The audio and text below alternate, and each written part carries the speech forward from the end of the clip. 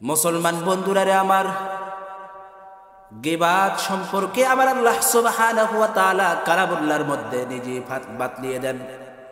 আমার আল্লাহ সুবহানাহু ওয়া তাআলা বলেন, ওয়ালা তাজাসসু ওয়ালা ইয়াগতাব বা'দুকুম বা'দা আইয়ুহিব্বু আহাদুকুম আইয়াকুলা লাহমা আখিহি মাইতান ফাকারিহতুমু।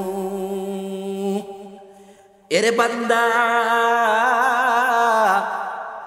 বান্দা তোমরা পরস্পরে অন্যের দোষ চর্চা করো না, পরস্পরে তোমরা অন্যের গীবত শিকায়ত করো না। আমার আল্লাহ নিজে বাতলিয়ে দিচ্ছেন, বান্দাদেরকে বলতেছেন, আইয়ুহিব্বু আহাদুকুম, এ তোমরা কি পছন্দ করো, আইয়ুহিব্বু আহাদুকুম আইয়াকুলা লাহমা আখিহি মাইতান ফাকারিহতুমু, এ তোমরা কি পছন্দ করো যে তুমি তোমার মৃত ভাইয়ের গোশত চাবাইবা? ফাকারিহতুমু, আমার আল্লাহ নিজেই বাতলিয়ে দিচ্ছেন আমার আপনার রুচি কেমন হবে। আমি আপনি কেউই আমার মৃত ভাইয়ের গোশত চাবাইতে পারি না। আল্লাহ নিজেই বাতলিয়ে দিচ্ছেন ফাকারিহতুমু, কখনোই তোমরা তা পছন্দ করো না। মুফাসসিরিনে কেরামগণ এই আয়াত থেকে বলেন, এই আয়াত থেকে উদ্দেশ্য নেন, তারা বলেন যে একজন গীবত করলো তার প্রতিবেশীর, তার দুশমনের, তার কোনো পরিচিত ভাইয়ের, মানে এ কথার অর্থ এটাই যে গীবত করলো মানে সে তার মৃত ভাইয়ের গোশত চাবাইলো।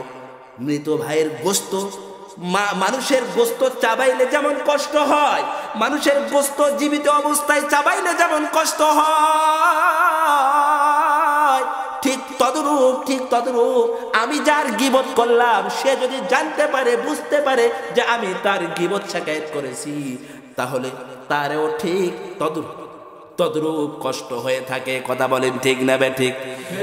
নবীর উম্মতের দল বিশ্বনবী সাল্লাল্লাহু আলাইহি ওয়াসাল্লাম একটা হাদিসে পাকের মধ্যে বলেন, আল গীবাতু আশাদ্দু মিনাজ জিনা, গীবত হচ্ছে জেনার চাইতেও মারাত্মক। আমার আপনার ধারণা, আমি আপনি জানি যে জেনার মতো আর কোনো পাপের কাজ, আর বড় কোনো অন্যায় থাকতে পারে না। কথা বলেন ঠিক না এবার ঠিক?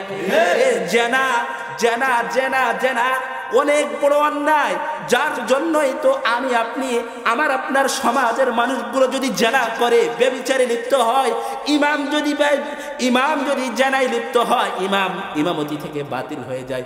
একজন মসজিদের সভাপতি যদি জেনায় লিপ্ত হয়, তার সভাপতিত্ব বাতিল হয়ে যায়। এভাবে পদের লোকেরা যদি জেনায় লিপ্ত হয়, তাহলে তার পদ বাতিল হয়ে যায়। শুধু একটাই মাত্র কারণ যে জেনা অনেক বড় অন্যায়। কথা বলেন ঠিক না বেঠিক?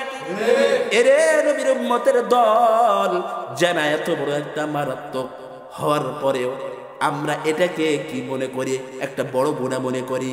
কিন্তু গীবাতকে আমি আপনি বড় গুনাহ মনে করি না, অন্যায় মনে করি না। অথচ গীবাত জেনার চাইতেও একটা মারাত্মক। কথা বলেন ঠিক না বেঠিক?